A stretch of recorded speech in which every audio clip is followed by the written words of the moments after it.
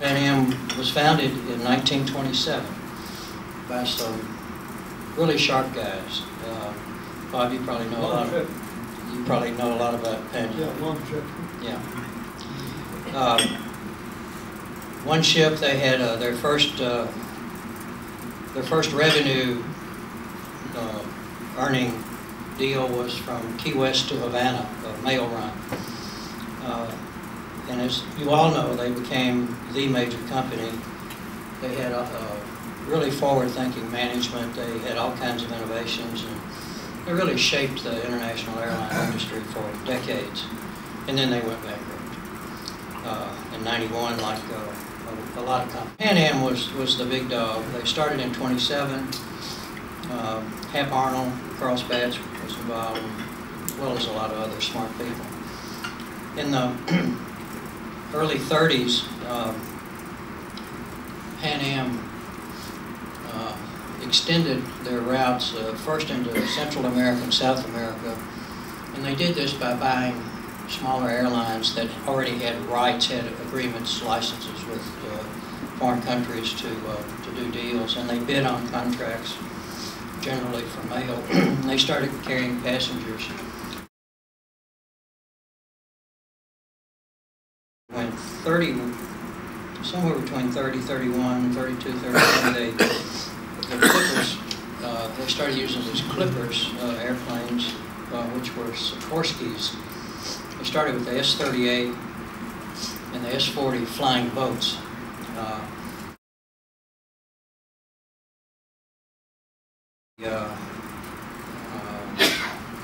They went into Europe about '37, Britain and France, and I think right around the same time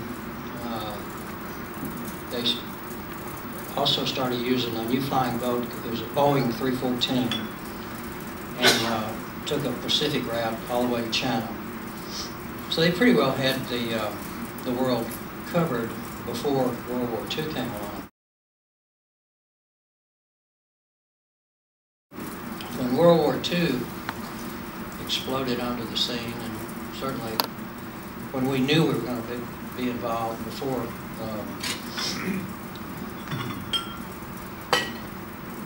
the Japanese invasion, the Department of Defense, or the War Department they called it then, worked with PanAm, and because the War Department didn't have any airplanes that would carry troops or cargo, and PanAm had the most sophisticated and well-trained crews anywhere. Those crews, everybody on the airplane knew how to use the sextant. Everybody knew how to get a line of position LOP from a radio station. They knew how to do dead reckoning, and their training facility down in Florida was second to none. And our military didn't have anything that could touch that, as well as we didn't have the equipment. So these Boeing 314s, they had 9 of them just before Pearl Harbor. Government informally took over all of PanAm's over-ocean aircraft, took over their crews and their operations. So PanAm, its people, its aircraft, actually went to war as part of the U.S. military officially. But in a covert operation, they had been deeply involved for many months before Pearl Harbor.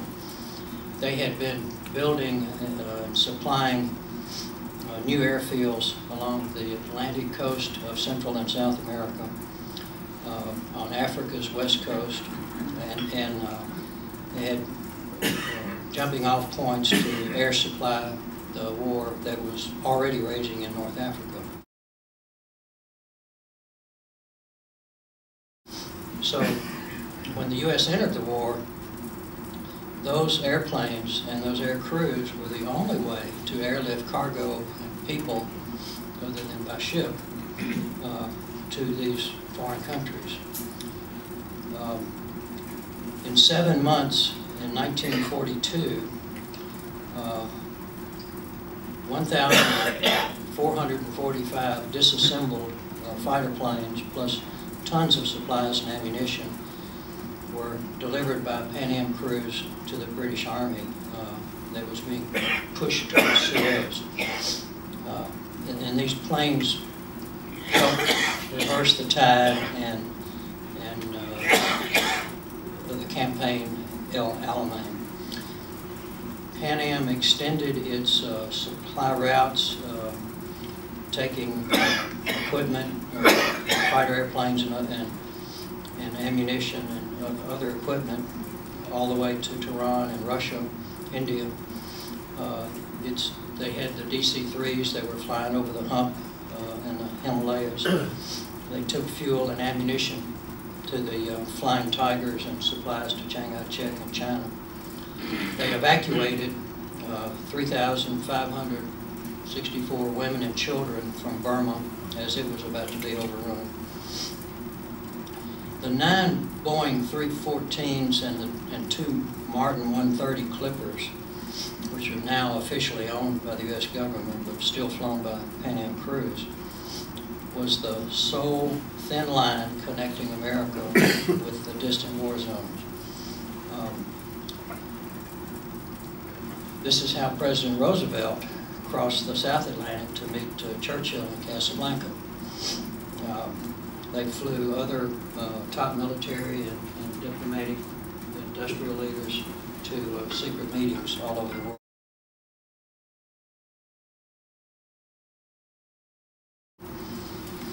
They helped thousands of refugees, including European royalty and wounded servicemen, get back home or to safety. They even played a role in the development of the atomic bomb. They flew tons of uranium from Leopoldville in the Belgian Congo to the United States to be enriched. PanAm's spirit even was involved in General Doolittle's B-25 airstrike that stunned Tokyo because 8 of the navigators in General Doolittle's fleet were from the PanAm crews. In 1935, as I mentioned earlier, PanAm had started looking at China because China had virtually no railroads at that time. Its roads infrastructure was almost non-existent. Bridges were in short supply. There were ferries at the bridges at the rivers. So this was a ripe market for air transport. So in 1933, PanAm had purchased a 45% interest in the China National Aviation Corporation. And since the Chinese government had 55%, PanAm was not a foreign-owned thing, so they got all the landing rights that they wanted. And this was a big strategy of PanAm to get into the Chinese market.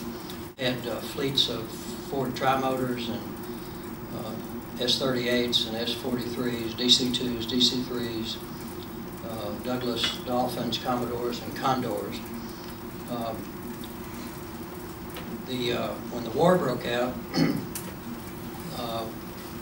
when the Japanese invaded China in 1937, the United States remained neutral and called all of the American personnel home from China, but the PanAm people stayed and were able to evacuate important Chinese people away from the invasion forces, the Japanese invasion forces. And they stayed, and of course we eventually entered the war, and they continued to stay.